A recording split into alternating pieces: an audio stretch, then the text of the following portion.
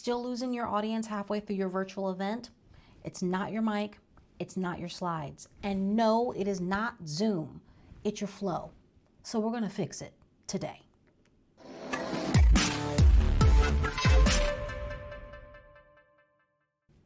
Hey there, I'm Ella Glasgow, and whether you're running a virtual presentation, leading a client workshop, or a full-blown online event, if you are ever having trouble with your online events, this video is for you today, because I'm going to tell you something that you're probably not going to hear anywhere else, and that is you can have the best speaker lineup, you can have the most expensive microphone, and be on the most amazing, cool platform, but if you have not prepared for their energy, not your energy, their energy, your event will fall flat. So let me ask you this. Have you ever looked up from your virtual presentation and realized that half your audience has disappeared? Yeah. Go ahead and drop a little in the chat if this is you, because we have all been there. There is no shame in that game. So I'm going to share with you something that I learned in the performance world. Yes, I used to spend lots of time singing on stages in front of real humans. In fact, I still do that from time to time, but I digress. Anyway, I found that what works on the stage actually works on the screen. So I've adapted a guide that we use in performance for the virtual stage, and I call it the Virtual Event Energy Map. It's a way to guide your audience through an experience, not just a timeline. So think of your event or presentation like a show, which I think of everything like a show. It has a build, it's got breath, it connects, and then it's got a strong close. This is how I plan every single event and presentation, whether it's 60 minutes with one speaker or a full day experience with 5. The map has 10 intentional moments that shape the flow of the experience, not segments, not bullet points, moments. And this is what most people miss, causing their event to either flatline and it's just one note, or they overload everything at the front and cause their audience to burn out early. So if you've ever felt like your event started strong and then it just fizzled fast, you are probably missing this rhythm. In fact, let me know in the comments, do you think your events build or flatline? Yeah?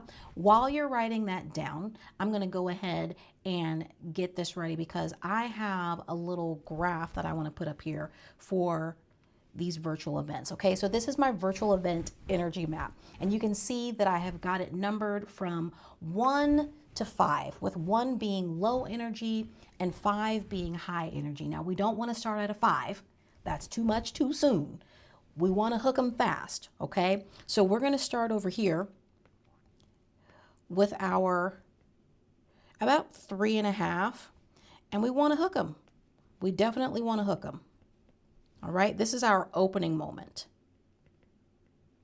Our opening moment, and hopefully you can read my handwriting on this screen. Don't worry if you can't read it too well, because I actually have a handout for you. You'll find it linked in the description. But we want to hook them fast. We want to ease them in. We're going to start at that 3.5. It's going to be confident. It's going to be upbeat, but it's not confetti cannons, okay? This is confident. It's clear. You're setting the tone. You're letting them know, hey, this is going to be good, all right? It's like starting with a playlist, you know, with your song that you really, really, really love, but not the ultimate favorite song. Not that one. Not yet, okay? Then we're going to ramp up to about a 4. We're going to just take it to about a 4, because this is our actual intro moment. This is our intro moment. It's where the magic is going to begin. This is where we're going to build connection. Okay, we want to build that connection, and we're giving that high interest. It's strong delivery. There's going to be minimal fluff. Keep the fluff to a minimum if you really can. Just cut it out. Okay, this is where you or your speaker is really going to dive in. It's going to be fast paced. It's going to be punchy, and your audience is leaning in, which is right where you want them. Yeah. All right, So next, we're going to take it to the great content moment, is what I like to call it. Great content moment. We're going to bring it down just a little bit to about a 3. Okay. And with this moment, we've got content. See if I can write content. We want to give them something solid, something really tangible that they can hold on to, something valuable, something useful in this moment. All right. This is where we're going to start building that trust as well. We're showing them that I got you. I got you, boo. I got you. All right. But then we're going to breathe. This is where we're going to have a little bit of a pattern interrupt. This next moment, we're going to shift the energy. We're going to shift that energy. All right. And while we shift that energy, we're going to take it down to about a 2. We're not bringing it all the way down. We're doing a pattern interrupt. And I didn't change my color, but you got it. We're doing a pattern interrupt. Maybe it's going to be, like a mindset shift or a relatable story or, a peek behind the scenes, something that brings them down to a 2. Like I said, we're changing the energy, we're shifting the energy, but we are not killing it. Okay. We're not killing it. From here, from this pattern interrupt, we're going to go to our next moment. And that is where we're going to bring it back up to about a 3.5. All right. And as we bring this to a 3.5, what we're doing is bringing it back into action. All right. We want to bring the action back, and we are going to give them a little bit of a rise in engagement. So maybe there's a visual switch. Maybe there is a change in your tone. Maybe you bring somebody else onto the stage, but we're having another engaging moment. And remember, engagement is not always polls. Other things can be engagement. Like I said, you can have another person come onto the stage that helps them to change that energy. All kinds of things that you can do for engagement. And after we have that engaging moment, oh my gosh, after we have that engaging moment, we are going to take it to my favorite part. We're taking it up to about a 4.5. Okay, we're not going all the way to 5 yet. We're taking it up to a 4.5, and we are going to give them the big fun moment. The big fun moment. This is the highlights, okay? This is going to be the good stuff. We're going to have a great time with this here. This is where the chat is popping, heads are nodding. These are the highlights. They are engaged. They are energized. They are having a good time. And then we're going to drop them. We're going to drop them all the way down to a 1. I know. This has to happen. This is where that touching moment is going to happen. You might have 1 or 2 of these moments, okay? Maybe it's a meaningful story or a powerful message. This is where we're going to go deep in the event, okay? This is where they can now feel something. This is the moment that they're looking around at each other. Some people have probably gone to get some tissues, So this is where the point where things stick.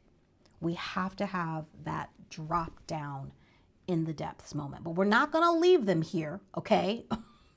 We got to close this out. We're not going to have them leaving crying.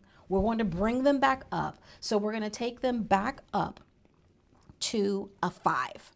All right. This is the impact moment. This is the impact moment, and it's the closer.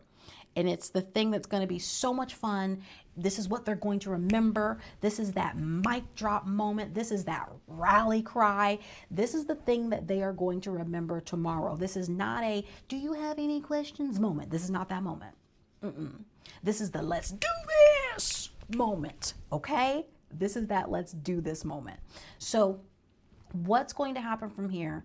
Now, this next piece can be optional, but if you've played your cards right, you're going to need an encore. You're going to need an encore. They're going to want it. They're not going to want to leave just yet. So this is your encore moment. We're going to bring it just back down to about a 4. We're not bringing it all the way down because we want to have that energy. We've got that encore. All right, we've got that Encore. And remember, like I said, don't worry about whether or not you can grab this, everything that I'm drawing on the screen. I do have a link for you in the description so that you can grab the graph and all of the things that go with it. But this Encore moment is where we're going to leave them wanting more. So maybe we're going to give them, you know, that little bonus gem, or maybe there's a quick rapid fire Q&A or a surprise thank you gift, something that basically by the end of this event, people are not going to want to leave.